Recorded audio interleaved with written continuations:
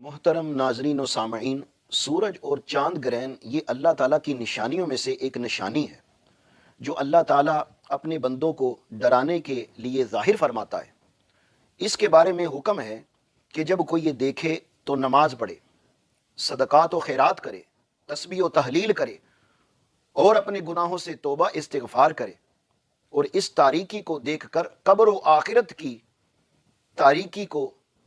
یاد کرے اور اللہ تبارک و تعالی کی بارگاہ میں گر گڑا کر توبہ استغفار کرے اور اس سے پناہ مانگے۔ چنانچہ قرآن پاک میں اللہ تعالیٰ ارشاد فرماتا ہے، جس کا ترجمہ یہ ہے کہ ہم ڈرانے کے لیے نشانیاں بیچتے ہیں۔ اس آیت کے تحت حضرت علامہ شیخ محمود بن احمد رحمۃ اللہ علیہ فرماتے ہیں کہ سورج گرہن یہ اللہ تعالیٰ کی ڈرانے والی نشانیوں میں سے ہے، کیونکہ سورج کی روشنی نعمت ہے اور اس نعمت کو اس کی ضد یعنی اندھیرے میں تبدیل کر دینا یہ ڈرانے کے لیے ہے۔ اور ویسے بھی انسان طبعی طور پر اس طرح کے کاموں سے ڈرتا ہے، اور اللہ تعالیٰ اپنے بندوں کو ڈراتا ہے تاکہ وہ گناہ کرنا چھوڑ دیں اور اللہ تعالیٰ کی اطاعت کی طرف آ جائیں، جس میں ان کی کامیابی ہے۔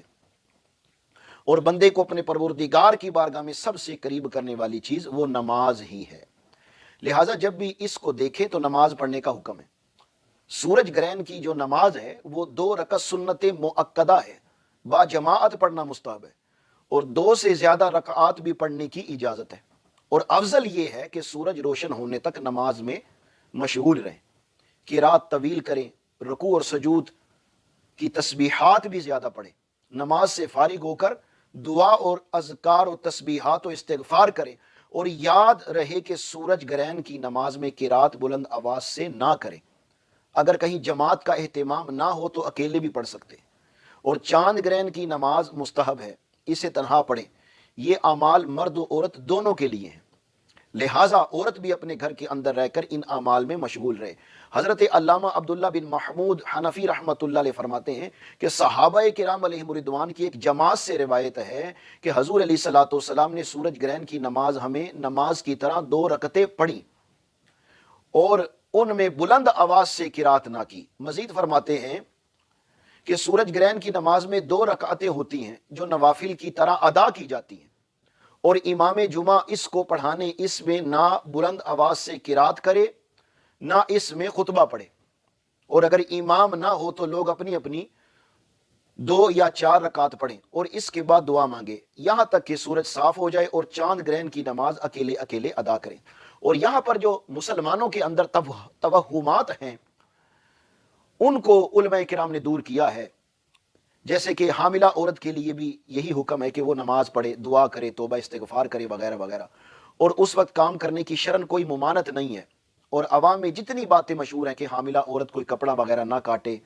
سو نہیں سکتی، چلتی پھرتی رہے، یہ کام نہ کرے وغیرہ وغیرہ، یہ سب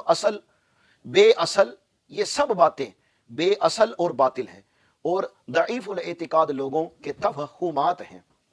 جن کی شریعت میں کوئی حقیقت نہیں۔ نفع نقصان کا مالک اللہ تعالیٰ ہے، جو کچھ ہوگا وہ اسی کی طرف سے ہوگا۔ سورج یا چاند گرہن یہ مؤثر بذات نہیں ہے، اور نہ ہی اس پر یقین رکھنا چاہیے۔ حضور علیہ الصلوۃ والسلام کے دور اقدس میں جب سورج گرہن لگا تو اتفاق سے ان ہی دنوں میں حضور علیہ الصلوۃ والسلام کے صاحبزادے حضرت ابراہیم رضی اللہ تعالیٰ عنہ کا انتقال ہوا تھا۔ تو بعض لوگوں نے سورج گرہن کو اسی کا سبب قرار دیا، تو حضور علیہ الصلوۃ والسلام نے ان باطل نظریات کی واضح تردید کرتے ہوئے فرمایا کہ چاند اور سورج گرہن یعنی چاند گرہن اور سورج گرہن کسی کی موت یا زندگی سے نہیں لگتا، لیکن یہ اللہ کی نشانیوں میں سے یہ 2 نشانیاں ہیں، پس جب تم ان کو دیکھو تو نماز پڑھو۔ علامہ بدر الدین عینی رحمۃ اللہ علیہ اس حدیث پاک کی شرح میں فرماتے ہیں کہ اس حدیث پاک میں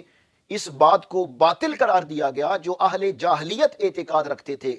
کہ ستارے زمین میں مؤثر ہیں۔ اور علامہ خطابی رحمۃ اللہ علیہ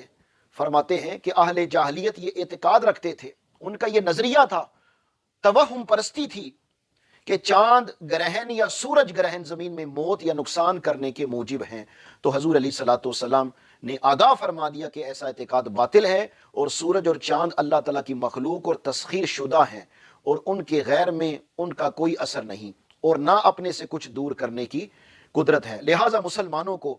ان باتوں پر اعتقاد نہیں رکھنا چاہیے، بس اللہ تعالیٰ ہی پر توکل رکھیں، وہی ہر شے کا مالک ہے، نفع نقصان اسی کے اختیار میں ہے۔ لیکن پھر بھی ہم کہتے ہیں کہ اس وقت کام کاج کرنا، کپڑا وغیرہ کاٹنا ضروری بھی نہیں، لہٰذا اگر کوئی حاجت نہ ہو تو عورت ان کاموں سے احتیاط کرے اور تسبیح و دعا اور اذکار میں مشغول رہے، کیونکہ بالفرض اس عورت کے بچے میں قدرتی طور پر بھی کوئی نقص ہوا تو لوگ ان باتوں پر اور پختہ احتقاد رکھیں گے اور ساری عمر کے لیے اس کی جان کا روگ بنا دیں گے۔ اس عورت نے سورج گرہن یا چاند گرہن کے وقت یہ کام کیا تھا، اس وجہ سے بچہ ایسا ہوا ہے۔ تو اللہ تعالیٰ کی بارگاہ میں دعا کرتے ہیں کہ سب مسلمانوں کو احکام شریعت پر عمل کرنے اور بری خرافات اور توہم پرستی سے بچنے کی اللہ تعالیٰ توفیق عطا فرمائے۔ آمین بجاہ النبی الامین صلی اللہ تعالیٰ علیہ وآلہ وسلم۔